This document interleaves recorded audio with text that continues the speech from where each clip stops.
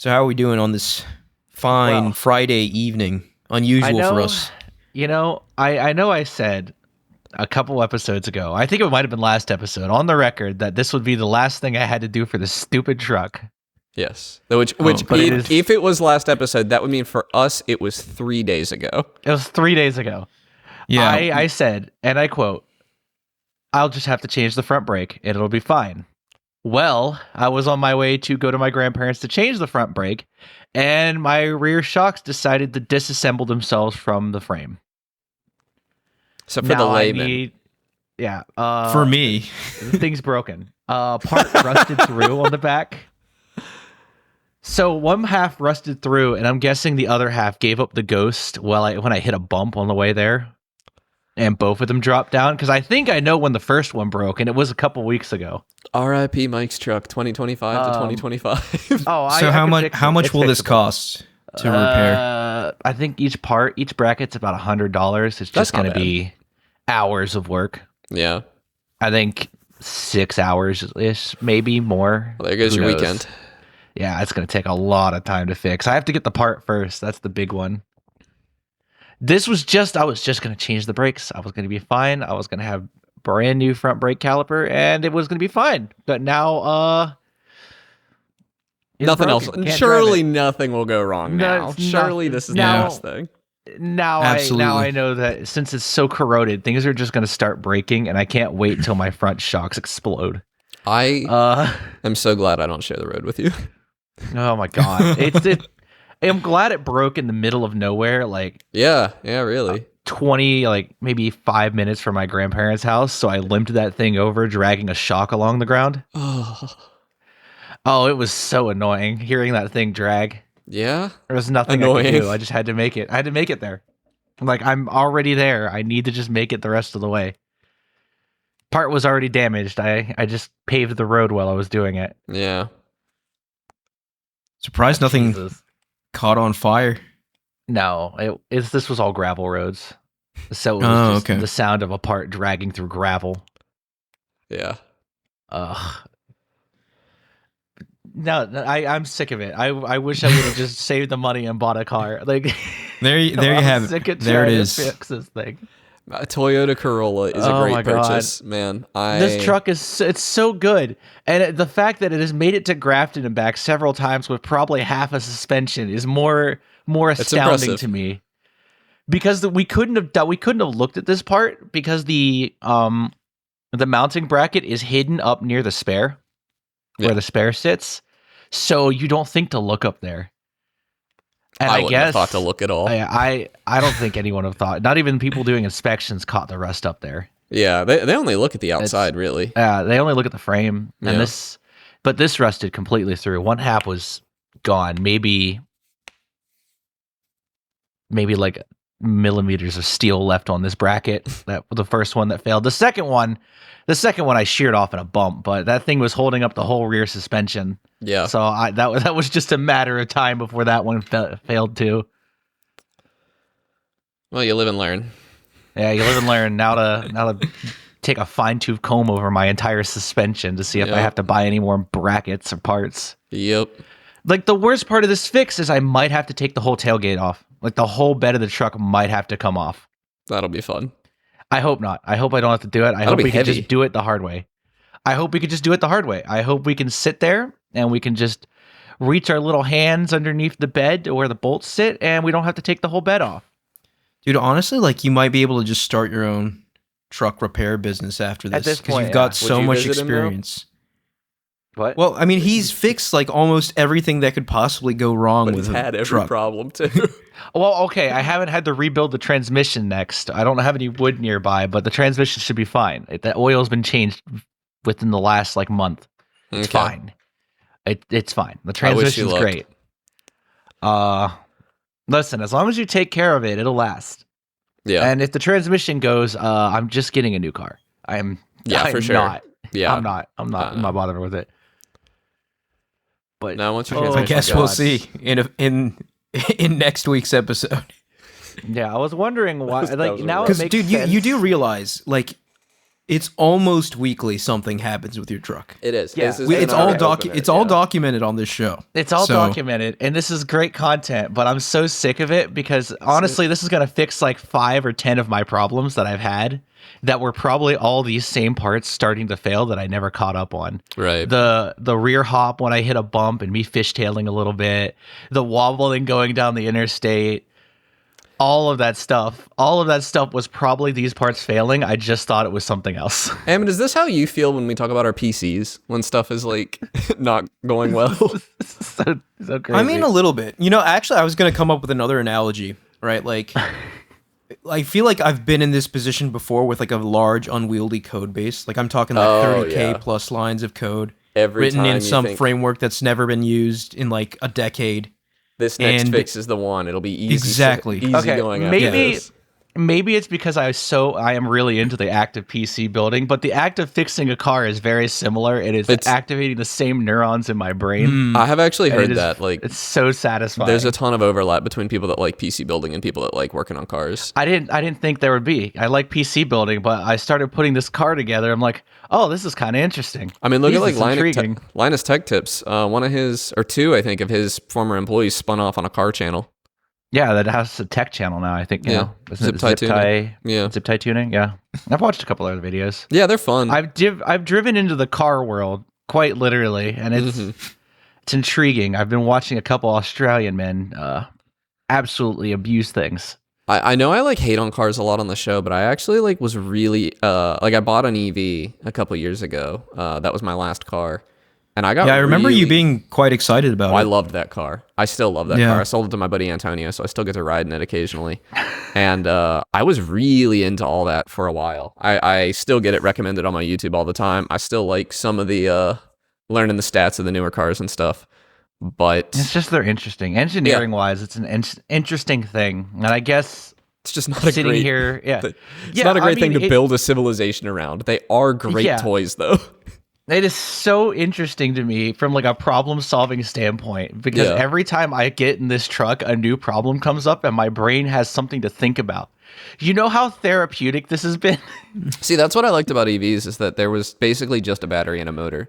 So if something went wrong, it's either a computer software issue, a motor issue, or a coolant issue. Like those were basically the only possible things. Give me more mechanical complexity. Give me more. Give me something where it takes me 3 years. No, I mean, like I absolutely respect the engineering, but like I have a very low threshold where I'm like, all right, I no longer want to deal with this. Yeah. Kind of thing. Oh, speaking of transportation issues, my bike got stolen out of my building. Oh no.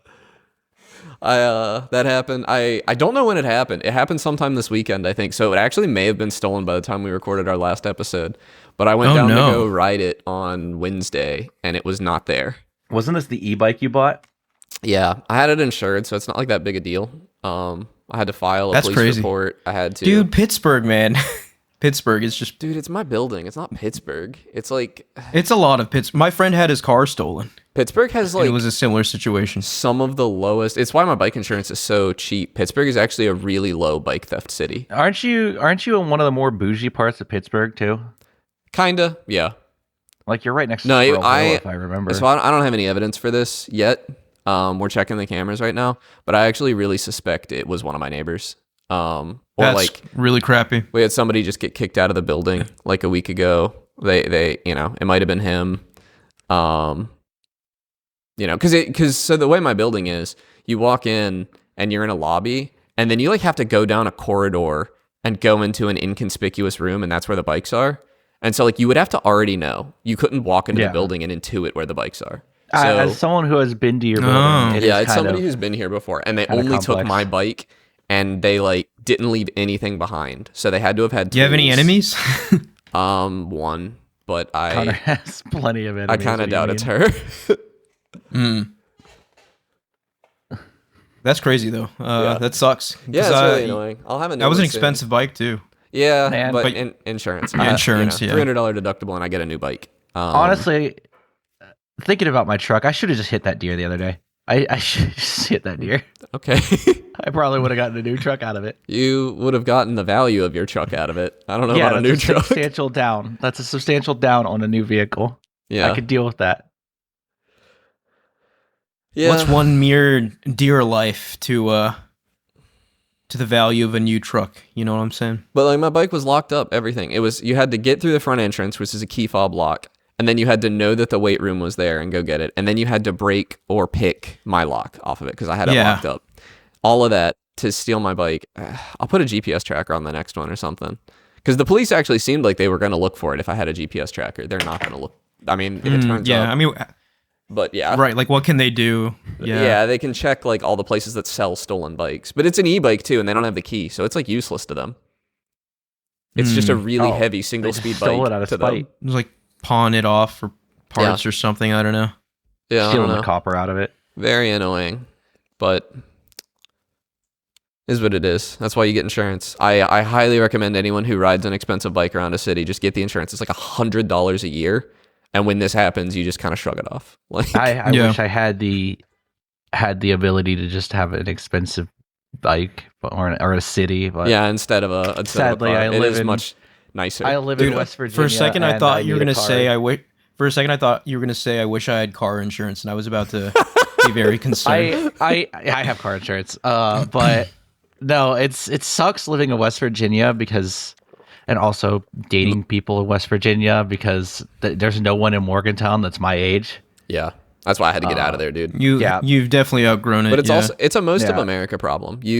Most of America, you're gonna live somewhere where you're driving 20 minutes or 30 minutes to get anywhere. That's just how it is. Yeah, it is. I've accepted. You gotta live in a fate city. as like my long drive to see my girlfriend. And you can't just live in a city. You have to live in a city now. with intentionality. Like many parts of Pittsburgh are not bikeable or walkable at all.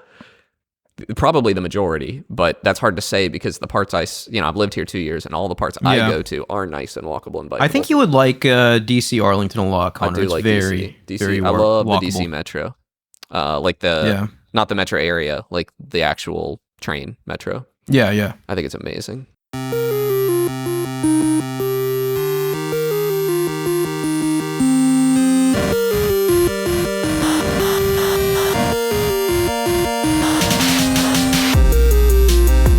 Hey, and welcome back to Game Talk. I'm your host, David Beyond. Today I'm joined by Connor. Hey guys. And Mike. Hello. We were recording this on a Friday night, mere days after our previous recording. It was literally almost yesterday. Yeah, it feels weird. It feels really weird doing this, honestly. Yeah. It's going to feel even weirder next week when we don't record on Tuesday. Right. But, the holidays are coming up. Our schedules are kind of whack, but we are doing what we can to ensure we have episodes out each week. And the topic of discussion today are the Game Awards. So we do this every year before the Game Awards. The nominees have been announced, and we will go through all the categories, talk about the nominees, give our thoughts on the nominees, and predict who will win Jeff Keighley's Game Awards. And also, I think it'd be good to predict what we might see there. If we might see any kind of... I was actually thinking it's not impossible. It's not even impossible. Close to impossible. I mean, I think we were going to see it last year, and then it didn't happen. I don't know what you thought last year. You've been saying it for a long time. I thought the Deckard was going to be announced with Half-Life 3 last year. I was calling that because the Deckard rumors had they got so hot in like November of last year, and then it was a full year after that that the thing got announced as the Steam frame. So this year, I'm gonna play it a little closer to my chest. All right, but let's go ahead and get started with the nominees, and then see how we feel after that. We were thinking we would go in reverse order here, so we would end on our Game of the Year prediction for the Game Awards. So we're going to start with some categories that we're not too familiar with, but we'll give some opinions anyway. Starting with Best Esports Game. The nominees are Counter-Strike 2, Dota 2, League of Legends, Mobile Legends Bang Bang. Don't know what that is. I think that's League of Legends. No, that is it's a MOBA that's very popular in like Southeast Asia. Oh, okay. India and Valorant areas. So my pick for this is Valorant, probably. I'm gonna say Dota 2 because Dota 2 had some insane finals this year. League wins this all the time, right? Or am I misremembering? I don't know. I will never vote. Like, I'm never gonna give League anything. If I was gonna pick a game off of this, it'd actually be Counter-Strike 2. It's the only one of these I find like even a little bit enjoyable. But let's just remind everyone of the assignment of today is predicting the Game Awards. We'll have our own personal Game Awards at the end of the year, as we always do. I think it's probably not Valorant or Counter-Strike. I think it's not going to be Counter-Strike because people are really hating on Counter-Strike this year. Really? See, I'm like so outside of the space. I really genuinely don't know. All I know is how big League of Legends is. The upgrade to Counter-Strike 2 brought performance issues, which like in this context, performance issues is not running at 1 billion frames per second. It's like running at a measly 280 frames per second versus 800 or something on high-end But computers. that's like a big deal for Counter-Strike. Yeah, it's a really big deal. So yeah, people are mad at Counter-Strike right now. Is it... At the highest level, yeah. I think any perceptible difference between 280 frames and 2,000 frames? Not to me, but to a guy that's good at Counter-Strike, maybe. Yeah, I feel like at some point you're going to get massively diminishing returns. And if your monitor refresh rate isn't... I don't think we have 2,000 hertz monitors yet. Well, I frame don't rate... think it matters. I have seen studies that frame rate being higher than the refresh rate of your monitor is helpful to an extent. I just feel like it doesn't matter. I think. I mean, you're welcome to feel that way, but the science disagrees. It really doesn't matter to most people. Yeah. But this isn't about Counter-Strike 2 players esports. are especially the esports Counter-Strike 2 players are very. I think it's going to be League of Legends. Actually, I think I agree with Hamid. Yeah, I'm predicting League here. No. It's not going to be Mobile Legends Bang Bang. Well, I guess you'd be surprised. That thing has a bigger audience than both Dota 2 and League of Legends combined. How international are the judges? I don't know. It's a global coalition, so it's US and everyone. It very well could be the sleeper. It is a global coalition, so I don't know. I'm going to go League. I'm going to go League. That's my prediction. Mike? I'm going Dota. I gotta be different. All right. Content creator of the year. Should I record these? Do we want to are we going to do another episode where we go over to see if we got them right or not? We never actually do that. Okay. So if you feel free to if you want. I would actually prefer one of you do it because my recording setup is so temperamental. I am I'm just doing my votes as we go through. Oh yeah, I did my votes too. Yeah. So we can always compare those. Well, we can also just kind of remember, right? We usually remember this. Okay. Content creator of the year. I only know one of these. I know two. I've heard of two. I don't know Kai Cenat very well, but I know of him. He seems like a nice guy. The nominees are Cadril, Kai Cenat, Moist Critical, Sakura Miko, and The Burnt Peanut. This is going to be Kai Cenat, right? Like, it almost can't be anyone else. He's like incredibly popular. The one I'm familiar with is Moist Critical. I watch some of his YouTube videos. I hate Moist Critical. I hate modern Moist Critical. It's just drama slop. Like, it is very much drama slop. He reacts to like everything. All my love to Moist Critical. I don't think he's a bad guy or anything.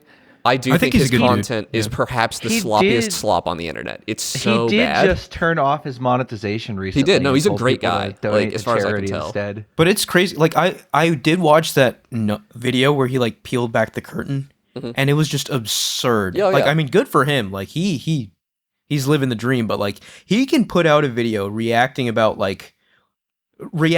the most banal thing, like the most he adds nothing. Dumb controversy. Sometimes he just says what happened. He just he recaps it. Video gets like 4 million views. He makes like 5 to 6 figures on that video, and I'm just like, dude, you are living the dream. Okay, that's crazy. I have to vote Moist Critical because I think that is the only real competition I'd have for the affection of my girlfriend. So I gotta support him. You guys do. You could do a Moist Critical cosplay pretty easy. I will say, just a reminder, we're predicting who will win, not who we want to win. Yeah, I don't think there's a ghost chance in hell of Moist Critical winning.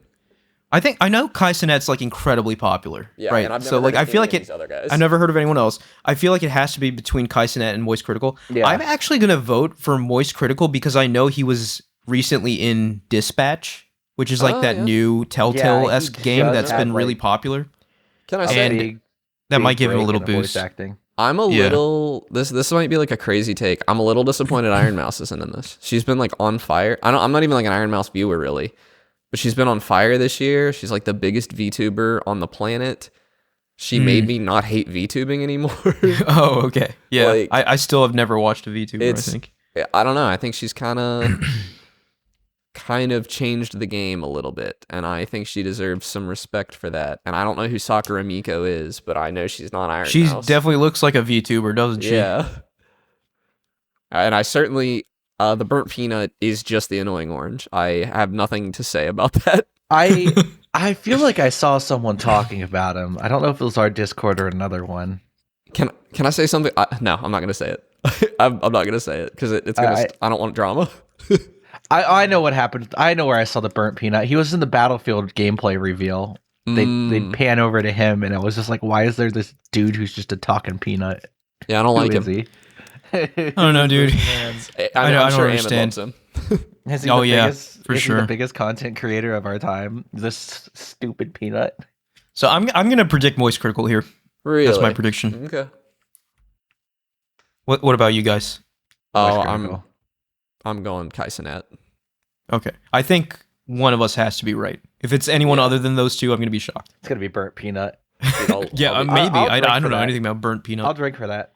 I'll drink for it. Okay. We're finally getting into the categories I'm more interested in. Yeah. Most anticipated game. Can we? I know we're not doing this, but can we answer this for ourselves as well? Yes, I think that would be fun. Yes. Yeah. The most anticipated game. Nominees are 007 First Light, Grand Theft Auto 6, Marvel's Wolverine, Resident Evil Requiem, and The Witcher 4. So obviously, yeah, Grand Theft Auto 6 is going to win this. Absolutely. Here's my argument. I have a counter argument here. The hype has died down with the announcement of yet another delay. Nope. It has a little, but not enough. Grand Theft Auto will win this. Turning against it. I think it's going to be The Witcher. No. I think you're out of your mind. I think it has to be. If it's not Grand Theft Auto 6, I will be completely shocked. I'll drink if it's not GTA 6. I'll drink on this one. Yeah. And I'm not doing it. I mean, what I will say is, though, I probably think Witcher 4 is like the next most anticipated one. Yeah, like, broadly. If we're ranking these, but it has to be GTA 6. I hear no hype about Resident Evil Requiem, though. Dude, I was going to say, that's the one I'm most excited for out of the 5 of these. It's between that and 007 First Light for me. And that last trailer for 007 First Light was awful, so it's Resident Evil for me. Yeah, I just love me some Resident Evil, man. Yeah, like all of these games are like probably except Grand Theft Auto 6 are like cops for me. Like I'll play Wolverine probably. No, yeah, I will absolutely play. I'm gonna play all 5 of these, including Grand Theft Auto, just because like I'm too curious not to play it. Dude, I don't even know when I'm gonna get the chance to play Grand Theft Auto. I'll be an old man by the time this thing comes to PC. Well, I don't know. Like with the delay, I've been thinking, what if Rockstar, part of the delay is to get that PC release date closer? I believe they said that they're not doing that, but I could be wrong about that. Yeah, I don't know. But yeah, I think personally, at the Game Awards, Grand Theft Auto 6 will win this, but my most anticipated game of 2026 is Resident Evil Requiem. What about you guys? Yeah, Resident Evil is my most anticipated Witcher game. 4. Is Witcher 4 coming in 2026? Do we know that? I highly doubt it. I'm anticipating when it's coming out. Okay. Because it doesn't say. No, it just sorry. says So this is just most because I remember Elden Ring won this multiple years in a row. Yeah. This is not just for 2026. This is just like in general. It's just games that will come out in the future that you're really excited for. How does Capcom do hair so much better than everyone else? Their hair engine. I don't know. It's so good. I want her hair for me, like on my head. Like yeah, her hair looks great. Looked like that. Moving on, best adaptation. This is a Minecraft movie, Devil May Cry, Splinter Cell Deathwatch, The Last of Us Season 2, Until Dawn. I feel like this has to be Devil May Cry. Really? Right? Like everything else? Yeah. Over The Last of Us? Have you not heard how... Dude, Season 2 was a mess. Really? Apparently. I haven't seen it. Okay. But like they totally botched Season 2. But I've watched Devil May Cry, and it's like pretty good. It's like fun, but I'm not like... Okay, you've seen it. I have not seen it. I've only heard very good things about it. I've only seen like the first few episodes, and I'm not like dying to watch more the way I was with The Last of Us. Part 1. I haven't seen Part 2. I've seen like the reactions online to all of these, and none of them have been positive, and I feel like just out of spite, I'm just going to want the Minecraft movie to win. The Devil May Cry Minecraft movie is... I didn't hear good things about it. I heard it was I thought it was fine. I don't know. Like I totally watchable. But what I will say, Minecraft movie is definitely the most popular thing on here. Like, I don't think that's necessarily. This is not a popular vote. I think the critics will not vote for Minecraft movie. So my prediction is Devil May Cry will win this out of the 5. I can if you can give me your word that The Last of Us season 2 was not well liked. It was not well liked at all. And it was a lot of controversy. Not well done. They botched a lot of key things. It's very disappointing. Unfortunately, yeah. Maybe I should watch it then. To the extent where Neil Druckmann afterward, he said he's like stepping away from the show for the future, and he's going to focus on only the games. And you know, like I don't know, maybe he was just in a position where like they really need to focus on Intergalactic, but it is suspicious to me that this came after the release of part 2 in the show. Yeah, I don't know what happened with it because I didn't watch it. Was it just Neil Druckmann kind of retconning things, or? No, I mean, so actually the episodes Neil Druckmann did were the most well-received ones. Is it like different to the point I could watch it and it not spoil the game? No, it still adapts the game. Okay. It just doesn't do it justice from what I hear. Like, this is all, like, I've not seen it, so. Okay. Well, all right. And Mike, you predicted Minecraft? No, I went Devil May Cry. Devil May Cry? Okay. We convinced him. Best multiplayer game. This is interesting. This is a really hard one. Have we been reading off all the entries on the last few? I think we might have. I read them out. When I speak, my words just go into Connor's ear and come out. It 100% has been. Because I'm so excited to say what I'm going to say about this category that I was about to start saying it. And I'm like, we should probably So why don't you read out the nominees, Connor? This You're one so is excited. Best multiplayer game. And there are some really good entrants here. We start with Arc Raiders, Battlefield 6, Elden Ring Night Reign, Peak, and Split Fiction. And this is tough. This is so very tough. Hard. I think Split Fiction probably takes this just because it is the judge bait game of this list. But Split Fiction is it technically is multiplayer, but like co-op to me is just different. It is very much different from every other game. So is Elden Ring Night Reign. There's only two pure multiplayer Actually, games that's a very good point. I think Elden Ring Night Reign is the one that can't win this because it is just not that well liked. Yeah. I don't know, dude. It's pretty popular. Like even though it didn't. Here's the thing: it was not Elden Ring. It was not the critical darling Elden Ring was, but a lot of people played this game. I mean, let's look at the Battlefield 6 is the best-selling shooter this year. Yeah, that's crazy, and I love that. And it's not as good as Arc Raiders. And then Peak is a special experience to me. It is a contender, though. It is a contender. I think Arc Raiders wins this, but maybe not because of the AI thing. I could see a lot of judges not voting for Arc Raiders because of the AI thing. I'm going to predict Battlefield wins this, actually. But I think Arc Raiders is almost equally as likely.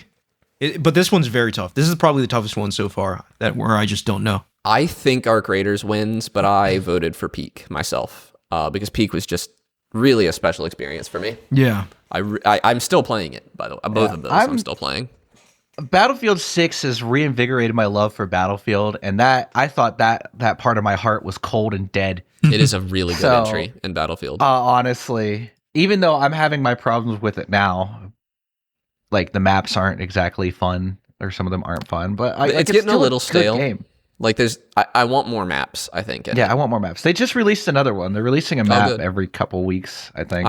I haven't played this week. I've been a little under the weather. They released it's a nice it's a real intense map. There's 3 points that are really close together in the center of the map. Okay. That are all in buildings. I do love sniping in that game. But Arc Raiders is just the extraction shooter for the masses, I feel like. It's done by former DICE devs. The sound design is excellent. The gameplay is excellent. There are some really bad game-breaking bugs right now. Like a way to get through locked doors that is a real problem for a multiplayer game like this. But I just think it also has like a more interesting multiplayer than the rest of these games. Like Battlefield 6 is a team shooter. Elden Ring Night Reign is co-op. Split Fiction is co-op. Peak and Arc Raiders are both more interesting in their implementation of multiplayer to me. I mean, Peak is just co-op, but also like it's just weirder, I guess, as a friend-like game. Yeah. One thing I will say is that I'm surprised Split Fiction is not one of the nominees for Game of the Year, and we'll get there when we get there. But that's how good Split Fiction is. So by that, the quality of the game alone, I feel like it has a chance to win this. I do too. So not counting it out. Yeah, that's tough. I have no. The only thing I can say for certain is Elden Ring Night Rain will not win this. Yeah, I'm gonna go with Battlefield as my prediction, but honestly, I would not be surprised by any of these winning. I'm gonna go Arc Raiders as my prediction. Mike, you're going Battlefield? I went Battlefield, yeah. Okay. All right, spicy one. Category, trying to think here. Looking forward to the results of that one. Best sports / racing. Ugh, okay. Yeah, this is a weird one. We got EA Sports Football Club 26. Is that that's FC, right? Football Club? Yeah, I assume so. F1 25, Mario Kart World, Rematch, and Sonic Racing Cross Worlds. There are 2 soccer games here. There are 2 karting games. One karting game I've heard is way better than the other, and it's not Mario Kart. I've heard very good things about Sonic Racing Cross Worlds, but I bet the judges didn't play it. Racing. Yeah, I bet Mario Kart will win this. My money's on Mario Kart. I bet you it's either Mario Kart or FIFA. I think it's going to be Mario Kart. I think FIFA kind of lost Didn't FIFA kind of lose its sauce when it went from FIFA to FC? Like the games aren't as good or something. I think I heard that, but I don't know. I do not. Yeah, my prediction's Mario Kart here. I think we're 3 Mario Kart men. Yeah. I'm going to be different. I'm going to vote for Sonic Racing. Okay. All right. I hear it's great. I want to play it, but I do hear it's very good. Yeah. Best sim / strategy. Oh boy, this one's we have some stuff to talk about here. Okay. The nominations are Final Fantasy Tactics: The Evilest Chronicles, Jurassic World Evolution 3, which I did not know was a sim strategy game. Building. Yeah, I didn't know. Game. Sid Meier's Civilization 7. Oh, yeah. Sim. Okay. Tempest Rising: The Altars, 2 Point Museum. Has anybody heard of Tempest Rising? Nope. It's Slipgate Ironworks. That is it's an RTS.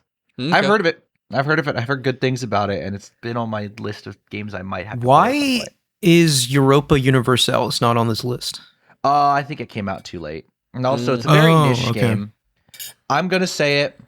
As much as I love Paradox Grand Strategy games, they're never going to win awards because they are very niche games. They're very small. No one wants a STEM strategy game as deep as Europa Universalis. Or not no one, but not many. The broad audience. No, I got you. Yeah. It's going to be a specific kind of person.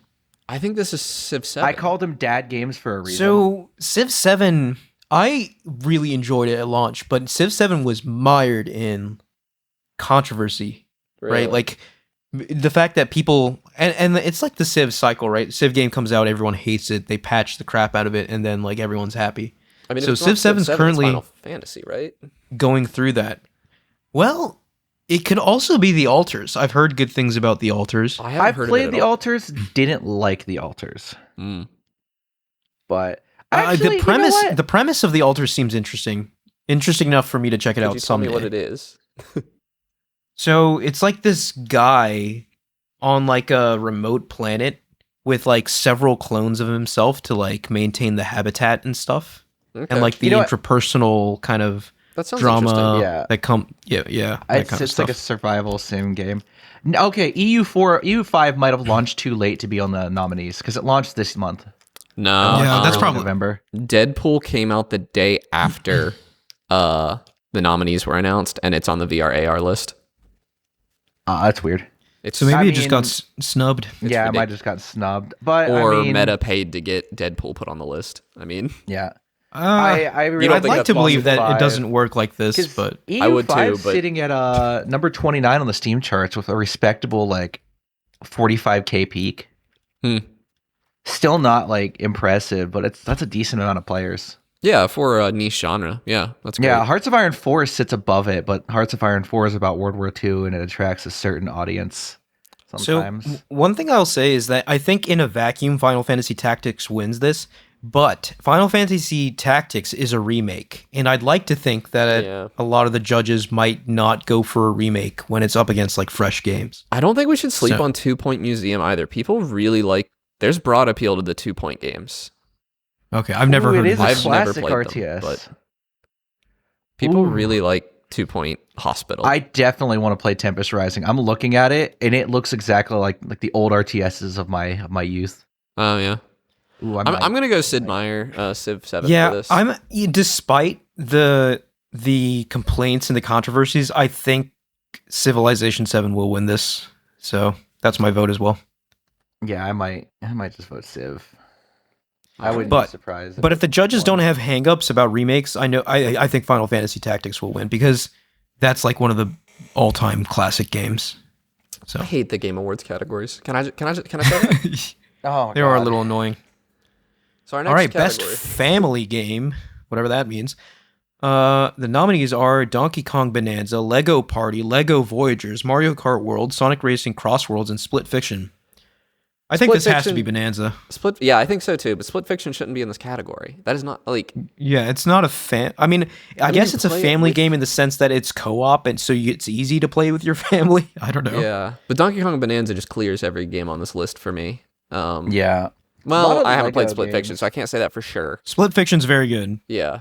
but I think Donkey Kong will win this. Yeah. Are you going yeah. Donkey Kong? So we're too, all in Mike? agreement there. Yeah, I'm gonna go Donkey Kong. It was a fun game. Yeah. All right, best moving on. Best fighting? fighting game I had no idea any of these came out this year. nominees are 2XKO, I have Capcom a- Fighting Collection 2, Fatal Fury City of the Wolves, Mortal Kombat Legacy Collection, Virtua Fighter 5 Revo World Stage. I hate that 2 of these games are collections. So this I- is I 2XKO, right?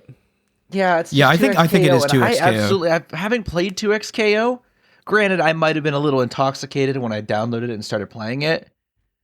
I didn't like it. I didn't like its systems. It's like a 2-button fighter. Very easy, like auto combos. I will say, like, no positional inputs either. Really? from an Yeah, outsider's it's just press button, perspective, do combos. from an outsider's perspective, I find it very interesting and cool that they're doing unique things with the League of Legends IP now. Right? Yeah, I like, do too. Yeah. their characters and lore are so interesting, and for the longest time they were only locked to basically League of Legends. But now you have Arcane. Locked Now to they're perhaps branching the most into boring game to ever exist. I just now they're branching really out to hate- other genres of games too. So to get a League of Legends fighting game, I just think that's a very cool thing to exist. I just hate. Here's the thing. I just hate how they don't have positional inputs. Call me old and crotchety. So do you mean like And quarter Kerbushy. circles and? Yeah, like they don't have quarter circles. You just press a button to do combos. Interesting. Oh, that's Yeah, weird. If you just yeah. button chains is what does the combos. There's It's no probably need designed to for, be able like- to be played on a keyboard, right? Yeah, it feels decent on a keyboard, but it's like Yeah. part of me just doesn't like playing a fighting game on a keyboard. I think it's 2XKO though. I think that's what's gonna win. I It's- agree. it's I had the think most that buzz. will win as well. Yep. Mike? Had a lot of buzz. Yeah, that's unfortunate. Yeah. Hate Okay. to see it. Love this category. Yeah. Best RPG. We got some contenders in this one. we You know, I'll don't. read these ones off. Yeah, go for it. So we have Avowed. Our definite winner in all of these categories: Expedition 33, Kingdom Come 2, Monster Hunter Wilds, and Outer Worlds 2. Almost Yeah, said Outer Outer Worlds Wilds 2. So one thing I will say here is that do you think a little meta game will be played here where like if Expedition 33 wins game of the year, will they give this best RPG award to someone else? Claire Oh. Obscure wins this. Claire Obscure wins this. I don't Yeah, think so I think And- it'll win this as well. I've been but- seeing backlash online about Claire Obscure from like I don't know, just Chuds. positional haters, I guess. Not even chuds, Well- just positional Well, haters. unfortunately, Clair Obscure Expedition 33 has now reached the position where it's so popular and so good, and just by People wanna virtue hate of it. it being so good, people hate it. Yeah. Yeah, People hate I it. think Yeah, it's that's the people thing. who are like, you've never played JRPGs before. All the fans have never played JRPGs, and they just don't know how good they used to be. It's like, no, I've played old JRPGs. This is why I like it so much. It reminds me of those old JRPGs. It's a good RPG, It's man. a good I- RPG. Yeah. I've been Like, itching to like replay it. I will Now, tell what- you, I've played a lot of games in my lifetime, and Clair Obscure is one of the only games that has ever elicited that deep of an emotional response from me over and over again. I can only think of one other. I agree. In Yeah. in terms of a story, yes, like absolutely it's there. If we're considering like RPG-ness, right? And what I mean by that is like RPG crunchy systems. It I does think- really well on that too. It does very well on that.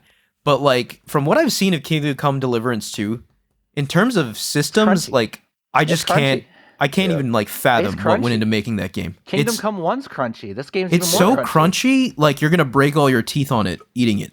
Right? But I feel like the fact that Claire ridiculous. got nominated for this means it's gonna win.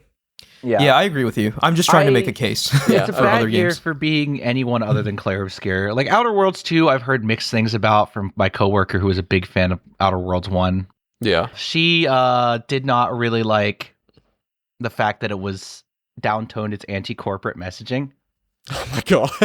But like that's its whole thing. That was my biggest criticism of the original one, is how tone deaf it felt to be anti-corporate in the modern day, because it just doesn't feel as impactful. One thing I just want to point out is that I do think it's cool that 2 Obsidian games are on here. It just goes to show, like, they have crazy output. Yeah, but neither of them have a ghost chance of like winning. They don't have a ghost chance of winning, but like in terms of output, like they're like it's the equivalent of like Sony's Insomniac, right? Like the Xbox has Obsidian. Avowed is a good game. I actually think I liked it like significantly more than Starfield. I've heard bad things about Avowed too, and how dead it was. It was fine. It came out at the same time as the Oblivion remaster, and people were not like, as good as the Oblivion remaster. It's like, that's crazy. I saw the NPCs, and it's like, this doesn't. It's actually a little like crazy. The Oblivion game. remaster is not on this. I'm glad it's not, but I'm glad. Yeah, I'm not a fan of remasters and remakes being on these lists. An award. But yeah, I say if there is like a meta game being played here, Kingdom Come will win this, but more than likely, Claire Obscure Expedition 33 takes this. Yeah, if there was a meta game being played here, Monster Hunter Wilds wouldn't be called an RPG. Yeah, it'd be an action game.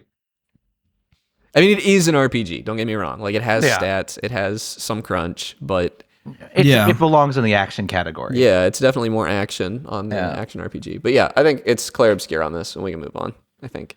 All right, moving on to Best Action Adventure Game. The nominees are Death Stranding 2 On the Beach, Ghost of Yotei, Hollow Knight Silksong, Indiana Jones The Great Circle, Split Fiction. What a weird list of games. I think it's Silksong. Honestly, I think it's Silksong. I think if Expedition 33 is not in a category and Silksong is, Silksong's going to take it. I think that's a good point. I agree. I could see it being Death Stranding 2. I was going to say, like, if it's not Silksong, I think it has to be Death Stranding 2. I think all 5 of these are very good games. Yeah, there's a really good slate of games that came out this year. But like I don't know what it means. I hate this category. I'm just gonna say, like, and I think we say it every year, I don't know what it means to judge something by being a good action adventure game. I really don't. The only game on this list that I would like, Ghost of Yotei, Indiana Jones, and Split Fiction, all I would consider action adventure. Hollow Knight, Silksong, and Death Stranding 2, I would not. And that's just not... I would consider Death Stranding 2. It's a lot more action focused than Death Stranding 1. Okay, well, Hollow Knight Silksong I definitely wouldn't consider an action adventure. No, it's a it does Metroidvania. have action and adventure. And adventure in it, so maybe that's why it's nominated. But and it's the best game on the list. It is the best game out of the 5 on the list, so I'm going to vote for Hollow Knight Silksong here. Yeah. And I think the judges will too.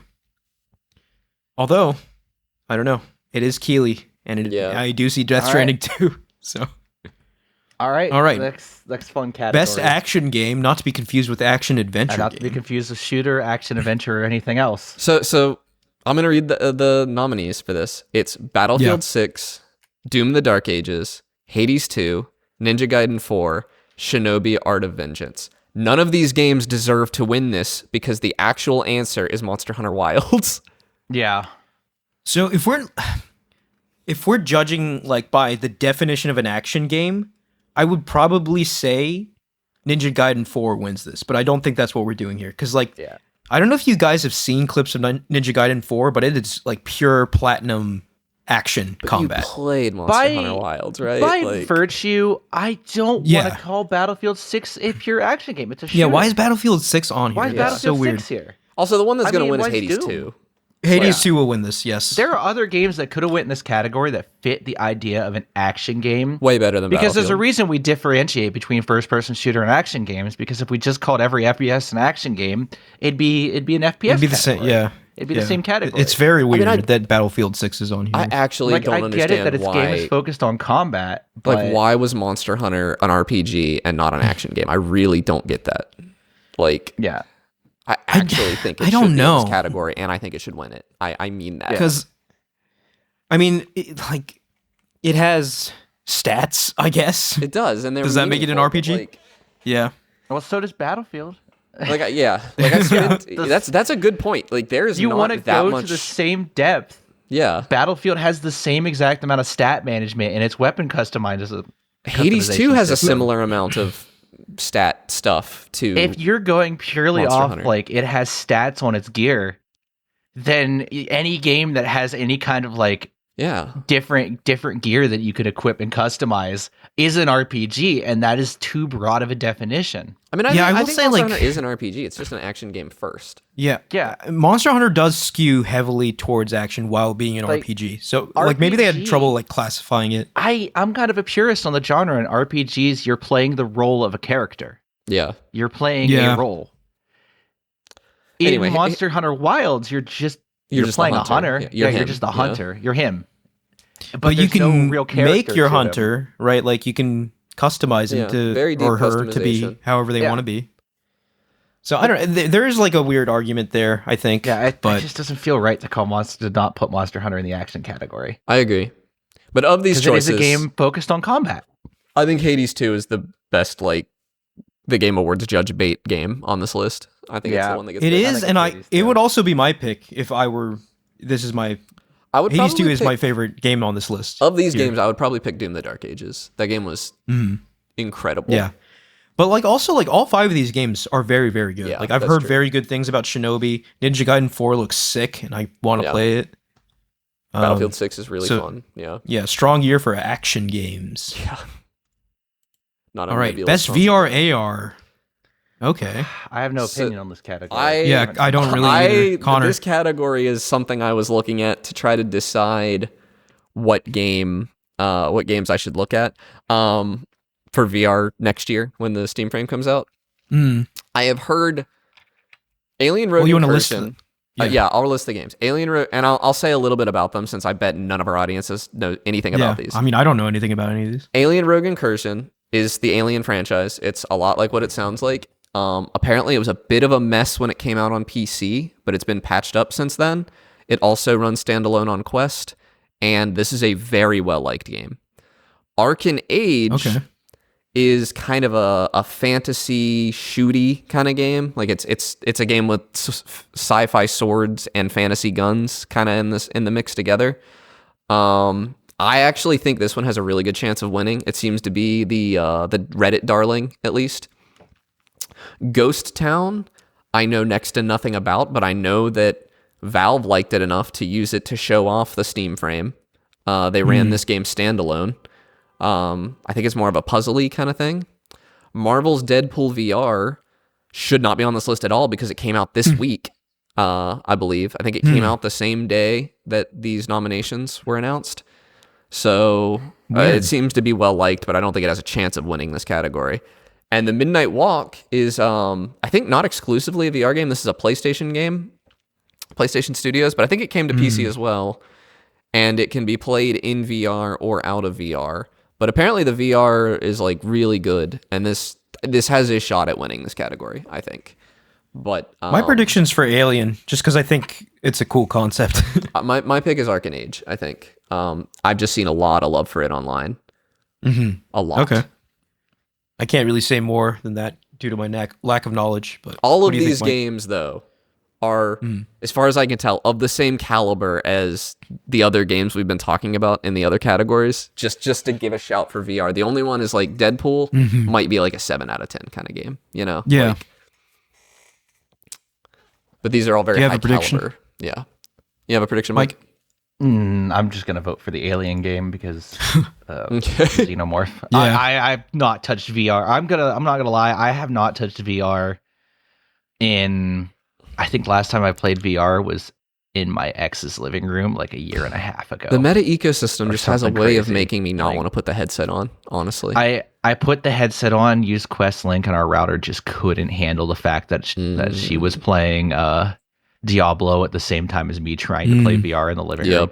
And it was a miserable experience for both of us, and I have not touched the headset since. Steam Frame solves this. It's kind of sat in a box.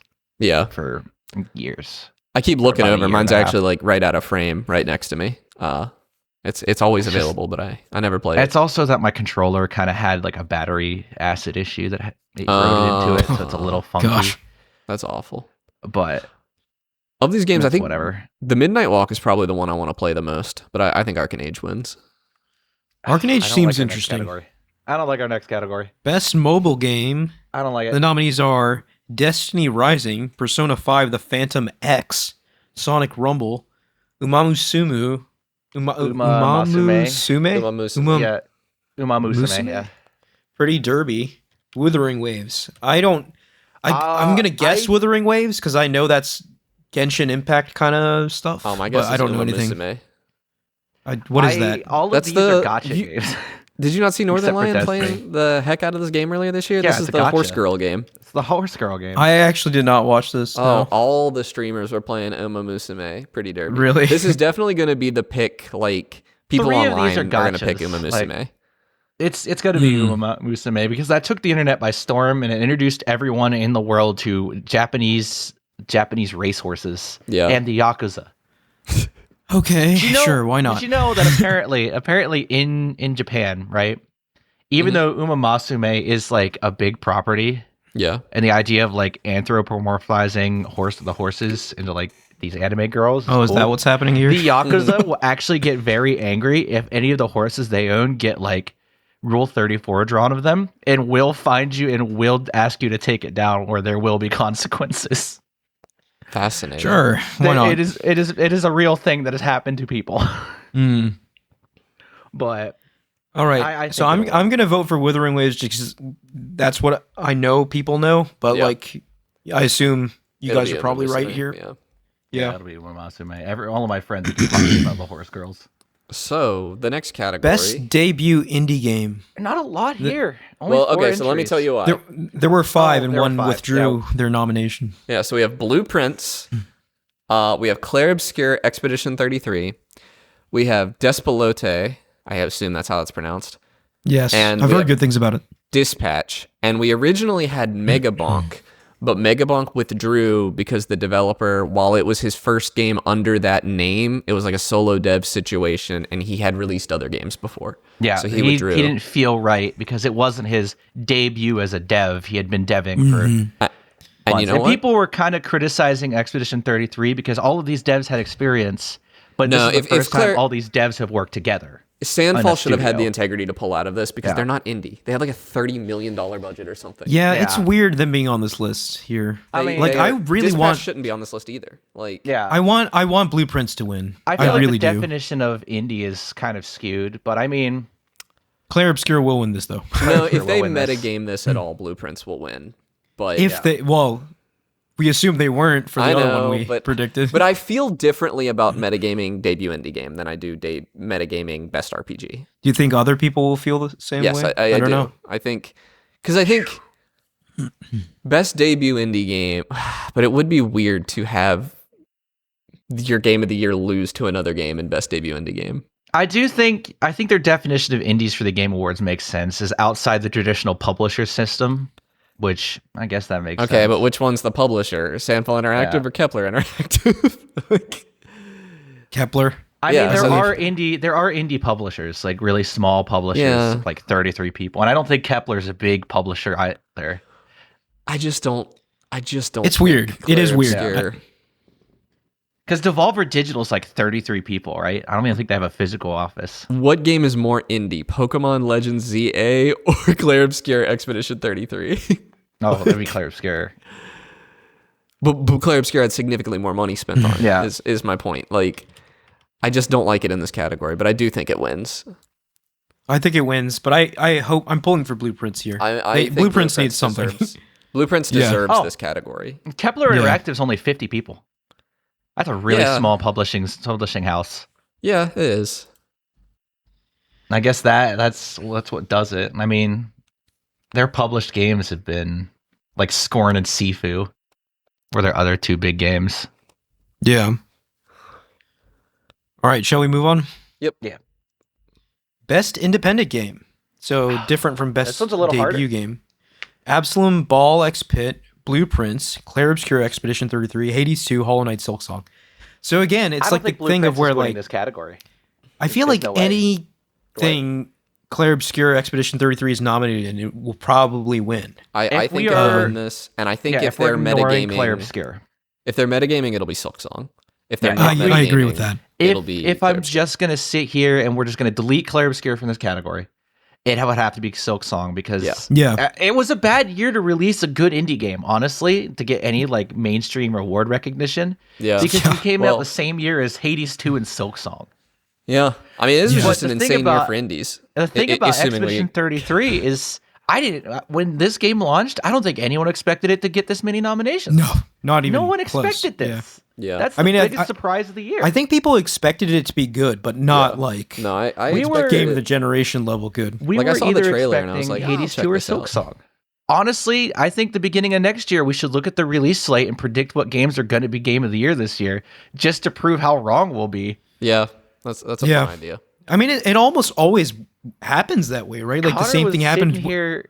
Connor was sitting with here saying Baldur's Wilds Gate would be game of the year. Yeah, and I've played like 5 games I like more than Wilds this year. Yeah. That's crazy. We did not expect this at the beginning of the year. I was a little joking, but I think I do like Wilds more than any game I knew was coming out this year. Yeah. We just got like blindsided. Yeah. This is I think usually you can kind of tell which are going to be good games coming out a year. Yeah. This year, no idea. Like all the games that we thought were going to be like top tier were okay. Yeah. And some random game that no one thought about before it came out, and everyone's like, this is the best game I've ever played. It's crazy that I just played Claire Obscure too. I didn't like go into it knowing that everybody loved it yet, which was I went in knowing that it was a good game. No, I was the first one to tell you, right? Like, no, well, I was the first one to finish it and then say that, like, dude, this game is insanely good. Yeah, and then I played it. Then I think I started playing it during my hiatus, right? Yeah, I think so. Because I wasn't on the podcast for a while. Yeah, for about. And I was in that terrible state, and then I hit Claire Obscure. I'm like, oh no. Oh, this game's going to hurt me. It hurt me. It did. So, we think Claire Obscure will win this? Yeah, no doubt. Category. And again, I hope for some metagaming here, because it's just boring. Like give some recognition to Silksong as well. Because the point of this category, the point of the best independent game category is that these like smaller teams have a chance to not be against juggernauts. And it feels like that's not... See... I feel like we would have. This is the thing.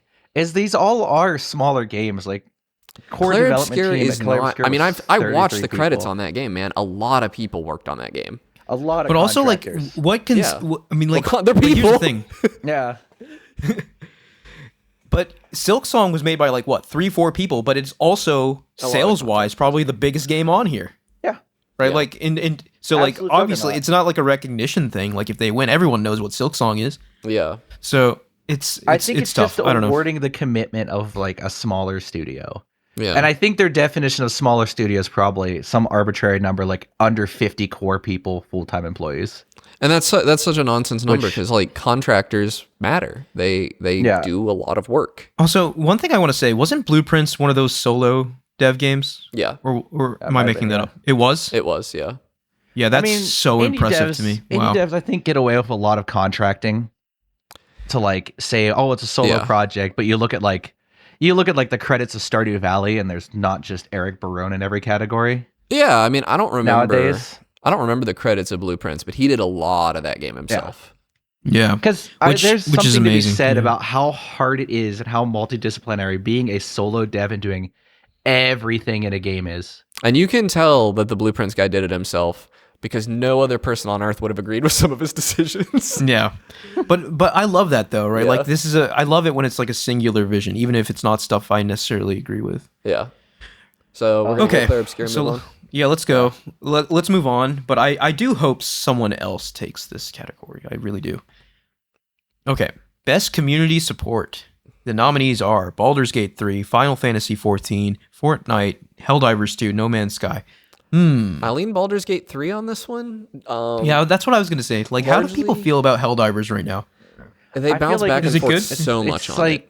It's a bouncing ball of a graph of we are so back and it's so over. Whereas Baldur's Gate 3 is like, they're always happy. And they also just released like they like ported to Linux, I think, so that it would run better on Steam Deck.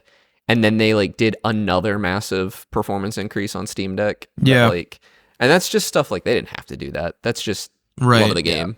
Like the No Man's Sky community is good. If the 14 community is kind of in a lull right now because they're between expansions. Well, you kind of glossed over No Man's Sky, but like No that's Man's Sky, like it is always a success story, right? Like they are always releasing Always new things winning. every year. It's been always a quieter winning. year though. Yeah. I mean, they're working on Light No Fire right now, so of course it's quieter. Exactly, but like for that reason, I think Baldur's Gate 3 could win. I don't think Fortnite's winning any of these. Like No. I've heard a lot of people that play Fortnite are kind of getting sick of what Fortnite's becoming. The Simpsons season is funny. That's going on right now. Yeah, like I heard from the same coworker talking about the Outer Worlds. Yeah. That they're just sick of Fortnite. Yeah. Putting in all these game modes and getting away from what Fortnite was. Do people even play its battle royale mode? Yes. A lot of people still play its battle royale. But there's Lego Fortnite and all these other modes, and it's like, why? But I don't think Fortnite could win this. I don't think Final Fantasy 14 is I have gonna no win idea this. what's happening in Final Fantasy 14. It could be the greatest thing ever. I just don't. I'm not. They just had their Fantasy Monster Hunter 14's Wilds crossover. Yeah, Final Fantasy got 14's in a lull right now. They got an arc build. All right, so let's go Baldur's Gate. I think that makes sense as well. Okay. Best ongoing game. The nominees are Final Fantasy 14, Fortnite, Helldivers 2, Marvel Rivals, No Man's Sky. See, this one I feel like Helldivers 2 does win. Yeah. Because people are still like there have been some very hype updates to Helldivers 2, and I just feel like the cave updates and everything. Yeah, I've there's heard a lot of Marvel goodwill. Rivals. I haven't heard a lot, even though it like shook me earlier last year. Like It was late last really Yeah, year. Marvel Rivals was like good. big I've last kinda year. I don't know fallen about off this of it. year. I've fallen Yeah. off of it hard. Yeah. Like there's better shooters. I'm sorry. It's still my favorite of that genre, like the team. It's still fun, but super Like the shooter or Overwatch whatever. likes. community Character is action shooter. super toxic. But I think Helldivers and 2 I think wins that's this. its biggest issue. All right, I'm gonna stick with Helldivers here. I think that's a reasonable guess. I don't know enough to speak otherwise, really. Okay. Games for Impact. Game for I don't Impact. know any of this. I've not. I know these. Consume Me. I'll read them off. I know these. Okay. Some of them. Consume Me, Despelote, Lost Records, Bloomin' Rage, South of Midnight, and Wanderstop. So the two of these that I know are South of Midnight and Wanderstop. I don't really know that I agree with South of Midnight being on here so much. I kind of feel like the only impact it had was literally showing some underrepresented people in games. With some underrepresented culture. It did. My understanding is that it didn't really have anything to say about those things. It just did them. So I don't think it wins this. And I don't think Wanderstop wins this because it's so boring. I could not play it. I love Annapurna. I love the people that made this. I love their previous work. And I hate this game. I think it is so up its own ass, I guess. It's one of those. Okay. It is like I don't need to open a video game that tells me to take a break. I'll go outside. I'll go for a walk or something. Like it's so like it's like a cozy game, but it's just constantly like pushing it in your face how much it's like, hey, you don't have to do any of this if you don't want to, because it's that kind of game. It's like, you could make tea for these people, but you don't have to because you're taking a break. And it's like, that's shut annoying, up, man. This is so stupid. It's the Stanley Parable and Beginner's Guide. Okay. Yeah, I love those. Yeah, I love but the like, Beginner's Guide. there's a way of doing it though, right? Like you have to, like if you don't do it right, you just come across as annoying. Yeah, this is a game about burnout, and it's like so annoyingly on the nose about it. And so my prediction is going to be Despelote because I've heard about this game. I have to, yeah. I don't know what it's about. I've heard very good things about it, but due to lack of really knowledge about any of these other ones, I'm gonna predict that one wins. How do I not know a game by Don't Nod? I don't know about Lost Records. Yeah, I don't know, right? Like that's weird, right? Like I feel like I'm pretty familiar with Don't Nod and what they're doing, but I've never heard of this. I think it will be Despelote though. Yep, I agree. Mike, do you have any thoughts here? I have no thoughts. Oh. All right. What else is there? Innovation in accessibility. The nominees are Assassin's Creed Shadows, Atomfall, Doom: The Dark Ages, EA Sports FC 26, and South of Midnight. Ubisoft always takes these, right? Yeah, I feel like Assassin's Creed Shadows has actually done a lot in that space. So that's my guess. I didn't but play again, any of these games except Doom, and I have not played any of them. I think it's Assassin's Creed though. That's my guess. guess. I'm guessing Assassin's Creed as well. That's crazy. Assassin's Creed Shadows came out this year. That's insane. Ooh, this one's a fun one. Best performance.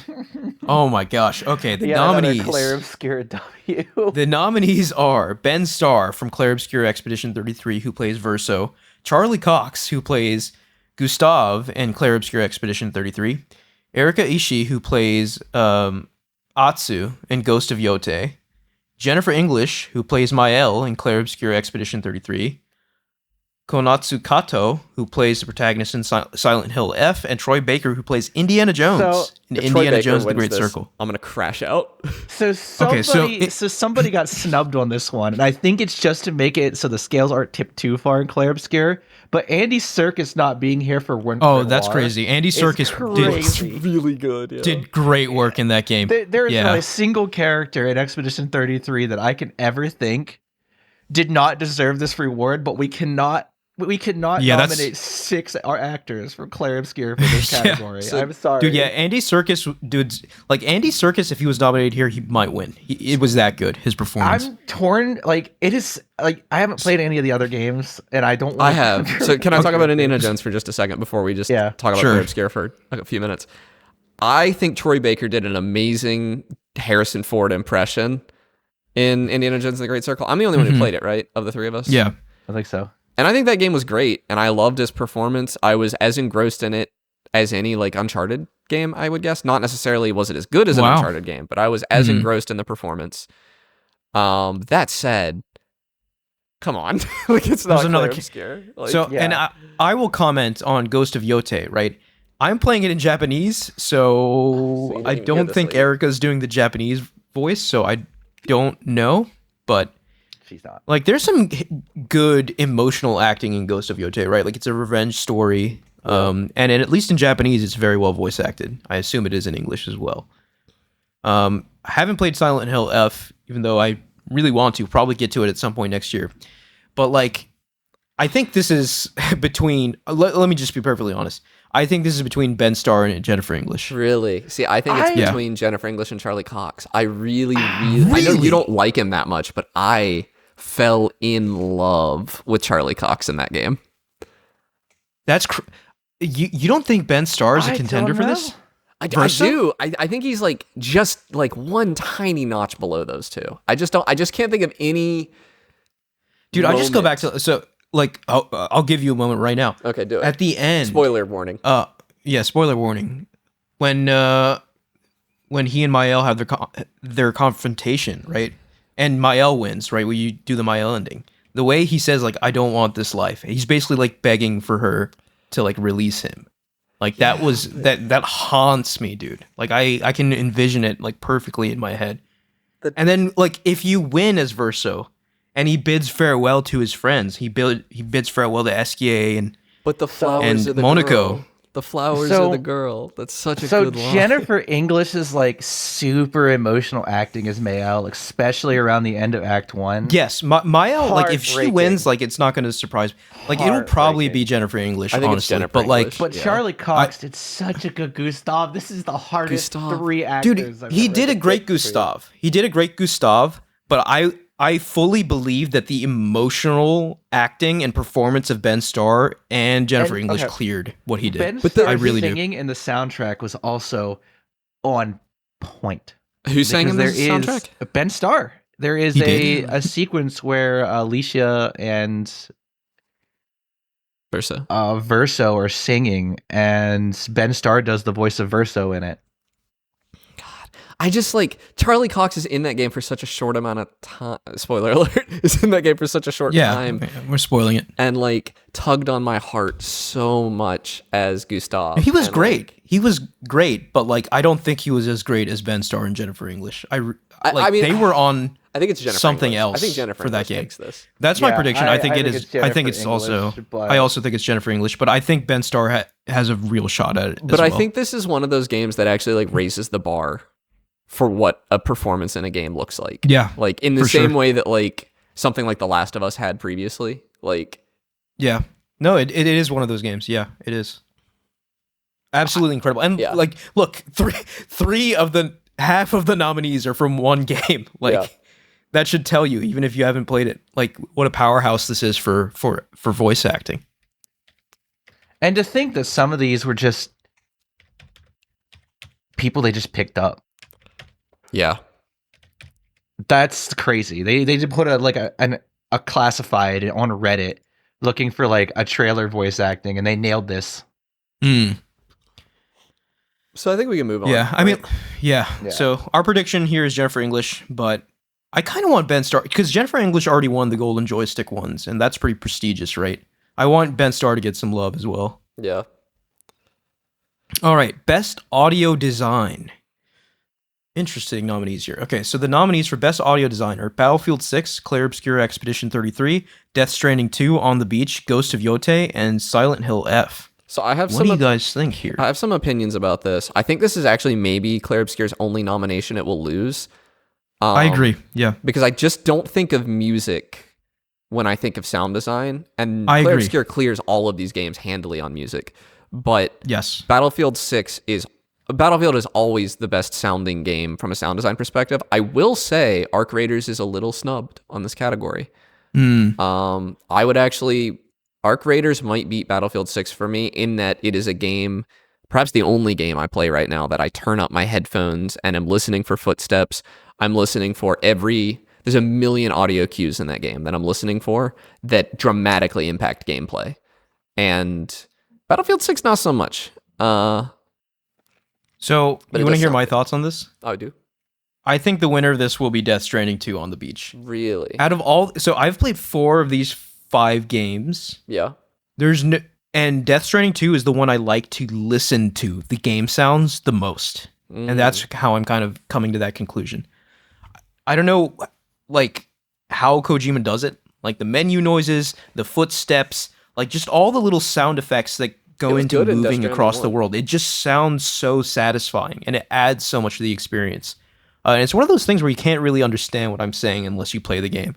I think it is pretty outstanding, and that's my prediction. I really like the ambient and the enemy sounds from Expedition 33, though. Like, they are really good, and they really convey this sense of like otherworldly painter. I agree. They're really good. I just don't think it beats Battlefield 6. Battlefield 6 is, I mean, DICE just clears on audio design. Like, they always win this. Even in their bad games, they win this. Yeah. So the one blind spot for me is Silent Hill F. I don't know how good it is there. It could be great. Yeah. And Ghost of Yotei is no slouch either. That game sounds incredible. Like the sound of the steel clanking with the swords and the wind rustling in the leaves and all that. We're in a good time for sound design in games. Because even Blueprints had like really good sound design. Like, yeah. And Hollow Knight Silksong was a really good sounding game. So yeah, this is a tough category. Like, I could honestly see Ghost of Yotei also taking it. I could see Battlefield 6 taking it. I could see Death Stranding 2 take it. My guess is going to be for Death Stranding 2. My guess is Battlefield. And Mike, you're going Clair Obscur? Yeah, I'm going Clair Obscur. We're split on this one. All right. Doesn't happen. This one will be one to remember. The next category is Best score and music. Clair Obscur for 20 minutes. What I will say is that this is so unfair. This is so unfair because there's so much good music across these 5 games. Just like a profound amount of great music. Even though it is such good music in all these games, it is still Nuclear Bomb Coughing Baby. It is. Yeah, that's just how good the music in Clair Obscur Expedition 33 is. It's just phenomenal. Can you read off the nominees? Oh, yeah. So the nominees are Hollow Knight Silksong, Hades 2, Clair Obscur Expedition 33, Ghost of Yotei, and Death Stranding 2 on the beach. I'm going to say it. Lorraine Testard, his first ever major composing job in gaming, knocked it absolutely out of the park. Wrote probably one of my favorite soundtracks in all of gaming, a soundtrack that I still listen to and enjoy to this day. Yeah. There's no way. Yeah, no one it's so tough because, like, it's beautiful. let's say Clair Obscur didn't come out this year. we have incredible nominees. It would be in this so category. hard to pick if Clair Obscur wasn't on this list. It would be so hard to pick. So let me just go. I actually think the weakest game in this regard is Ghost of Yotei, even though it has very good music, right? But like Death Stranding 2, kind of cheating, right? Because it's using like it's licensed, actual songs, right? Like it's you play Death Stranding 1, right? Like it's a similar sort of situation, except there's way more music in Death Stranding 2 than 1, right? So there's a lot of very good, very weird indie music in this game. I would really struggle to choose between Hades 2 and Silksong.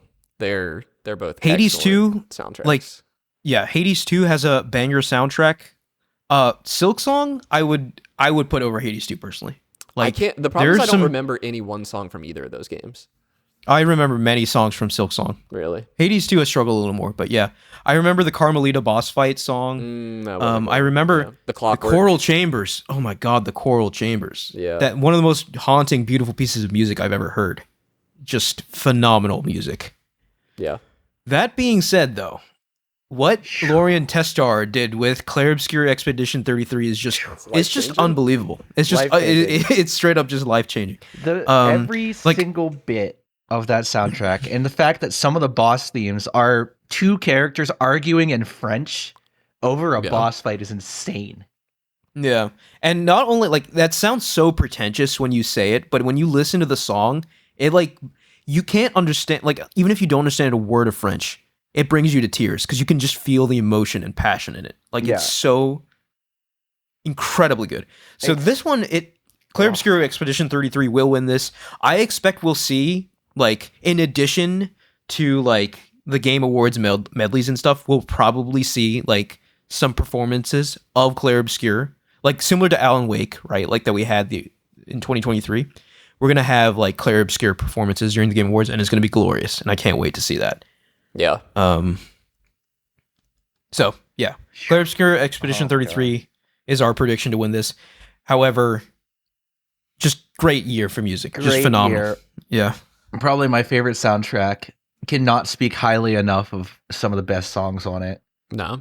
Yeah. Cannot wait to hear it at the Game Awards. Oh my god. Oh yeah. Yeah, it's gonna be so good. Oh yeah. And by the time they announce that, I'm gonna be probably very, very, very quite intoxicated. I mean, that's going to be a Herald of Darkness tier moment at the Game Awards for me, I think. Yeah. Like, if they get, like, what's her name? Alice Dupont-Porsay or something? Yeah. The woman who sings Alicia. If they get her there and they make her sing... actually... Alice Dupont-Porsay is actually the singer on every single track. Like, the female singer... Yeah, they need to get her. Lumiere, Alicia... They've got the budget. Yeah. Yeah, they have to. Make it happen. Anytime you hear a female vocal, it's her. Just... see this check, write any number on it. Make it happen. And then Victor Borba, like, God. Oh my God. Just so good. So it's going to be Clair Obscur. I think we should move. Yeah. So best art direction. Very, very strong nominees here too. So the nominees are Clair Obscur Expedition 33, Death Stranding 2, On the Beach, Ghost of Yotei, Hades 2, Hollow Knight Silksong. So very tough. For me, the only game in here that doesn't really have a shot, I think, is Hades 2. Oh my god. Hades 2 looks great though, man. It looks so good. Give me a second to catch my breath. Oh my god. You okay? I think allergies. But yeah. Hades 2 doesn't have any one moment that takes your breath away though. Like Clair Obscur has that's true. But like there is something to be said about the insanely high, consistent polish on Hades 2's visuals. I agree with that, but it doesn't stand up to Silksong's, which does the same thing. I agree. See, yeah. My thing about it... I'm like just giving Ghost of Yotei and Death Stranding 2 credit, because I've heard amazing things about Death Stranding. Death Stranding 2 is just like from a graphics perspective. Like it's one of those games you show off to your friends, like, look at graphics nowadays, right? Like that kind of thing. It's just incredible that what it looks like on a PlayStation 5. Ghost of Yotei looks like a painting in every frame. So that's why you all know this about Tsushima, right? Yeah. Yotei's like Tsushima, like on steroids in terms of like art style. Every frame a painting for Expedition 33 too, because there's so many points where you just exit a tunnel. Yeah, that's true. And it's like, oh, this could be hanging in the Louvre. No, I mean, like, it could be in the Louvre right now. Clair Obscur, like the underwater section, like that's so early. Like, you just think about. there's so many times when you enter an environment in Clair Obscur and you actually have to like when you take a fight breath. the lamp You know, like rider, it's crazy. when you fight the sword guy in that pool of blood, like yeah. Oh my god! Like every And again, even like the world map. the scene where It's Gustav so- is gonna kill himself, like when he, like just the direction, like on the bodies and all that. yeah, that scene with all the statue bodies around him and everything. It's just perfect. Yeah. And so I think it wins this by a country mile. Unfortunately, Yeah. like I think it wins this. I think honestly for me, a very close second is Hollow Knight. I just love I agree with that. the design of that world, the art in that world. And like Hollow Knight, like the original, looked fantastic. And this makes it look. It bad. looks like dog water compared to Silksong. Like that's how good the art in Silksong is. It's And just there's so much of it, unbelievable. the density of it. Yeah, the density. It's very, very, very dense. It Especially is- like a 2D game. Yeah. Like it's. I cannot sing enough praises about the art in Hollow Knight Silksong, which is why, you know, like it's tough, but like that's just how good Clair Obscur Expedition 33's art is. Where like. Yeah. It has a lot of those moments where you're just like, I can't believe what I'm looking at. And I think that's why it takes it here. So can we all agree on Clair Obscur? Yeah. Yeah. Next up, Best we have narrative. Best narrative. Oh, come we have on, man. Clair Obscur Expedition 33, Death Stranding 2 on the Beach, Ghosts of another Yote, one. Kingdom Come Deliverance 2, Another one. and Silent Hill F. This is Clair Obscur Expedition 33, and this is a coughing baby again, versus this nuclear is Yeah. bomb. again, coughing. Yeah. This narrative. I will of Clair say- Obscur has made me cry. Like, Yeah. I'm very It's not gonna make early. me upset. I'm very early into Kingdom Come Deliverance 2. I've heard it has an incredible story, like just phenomenal. It would And that being said, though, like I can't. Even if it's like one of the best stories I've ever played, I can't foresee it can't. beating Clair Obscur's No way. story. Like Clair Obscur Expedition 33's story, it has set a new benchmark for storytelling in video Yeah, games. it Straight is- up, like for me, it is really like- has. From story narrative alone, I think it is tied for the best narrative in a game that I've ever played. Like, Yeah, it is Without a yeah, Wilds. Yeah, it's straight up there. Yeah. yeah. So it's- I don't know why Death Stranding 2 is on here, to be honest. Like, Death Stranding 2's story is fun, right? Like, and Kojima definitely leans into the absurd way more in Death Stranding 2 and makes it way more fun to play. But, like, in terms of telling, like, a story, like, yeah. come on, man. it doesn't make sense. It's fine, right? And Ghost of Yote, again, like, I'm very much unfinished on Ghost of Yote. I don't even think I'm halfway through Ghost of Yote. It's a long game. And what I've played so far is very good, very competently executed, but nothing that has sort of grabbed me Yeah. by the scruff of my neck, like The fact, Clair Obscur did. like Clair Obscur gives you a cast of characters, and every single one of these characters is an absolutely broken individual. Yeah. And you either love them or hate them, and that's by design. There is Except for no SGA, in my between. boy. Yeah, everyone loves SGA, but SGA is also What I mean. uniquely broken. You know. Yeah. I think the fact that every character has some form of tragedy or terrible thing or trauma makes it that much more believable as a cast of characters in this like desperate, terrible world. Yeah. And a lot of games will just be like, oh, this is just a stereotype for trauma survivor. But you No, actually it's- believe these it's- people suffered and got over it and moved on, Yeah. you know? Every single one of them. And they still hold those scars and that grief and everything. And it And drives I just the wanna- whole plot. highlight, yes, the characters are extremely well written, but what elevates them is each of their performances, Yeah, right? And we yes. highlighted like Ben Starr and like Jennifer English and Charlie Cox, but they're not the only ones, right? Like Like everyone in all this of the game is characters, on fire. Lune, Spoilers. CL, Spoilers for everyone. CL. Well, I'll tag it. Spoilers for CL, but her whole arc of like she teases she's afraid of water, and then like Mhm. later in the game, it's revealed that it's because her husband died at sea, I believe, And she tried to drown herself. drown herself and Mhm. ended up losing her child because of it, And like SGA her saved unborn her. child, and SGA saved her. That's like, and the whole time it's like SGA is trying to probe Mhm. into why it happened, and she's being cagey about it, but she can't remember why SGA. My She bad knows swimmer SGA. friend. It's such a reveal where you're like, oh. And Lune had her whole like her parents were kind of Yeah. abusive But towards her. like I guess my point is like like you can say all those bullet points and say it's a really well written story, but every single one of those actors, you can hear it in their voice. They like fully nail the fact that they have this weight on them, and it's such a difficult thing to do. Yeah. Like when Gustav's in that final stand against Renoir, the look he gives Mael that he's not going to run. Mael, and Mael just and Jennifer English absolutely just selling the fact that Mael's distraught, absolutely won't leave his side, and the entire time Renoir, like Andy Serkis, is just like pathetic to you. Is crazy. That is such a tense moment. And the fact that narratively they interweave that with a boss fight you can't win. Yeah. And he just toys with you that entire boss fight is so good. It's such a masterpiece of narrative design. Where's Andy Serkis? They should have booted someone else off and had 4 Claire Obscur nominees. Renoir. It should have been 6 Claire Obscur. Like you wanted to hate Renoir, but at the same time you felt for him too, because he just wanted his wife. He just wanted his life back. He wanted his wife back. No. He wanted everything to go back to normal after the death of Verso, but it can't. And now he's stuck in the painting. And both Renoirs were really good. And painted Renoir just wants his family together, and real Renoir just wants his wife back, and is sick of her being so deep in her grief that she can't escape. What a game! Oh my god! All right, there's so many layers here. So next up is best game direction. Game direction, the most pointless category every year. Because let me just read the description real quick. Awarded for outstanding creative vision and innovation in game direction and design. However, what inevitably wins every year is the game the judges like the best. Yeah. So our nominees are Claire Obscur Expedition 33, Death Stranding 2 On the Beach, Ghosts of Yotei, Hades 2, and Split Fiction.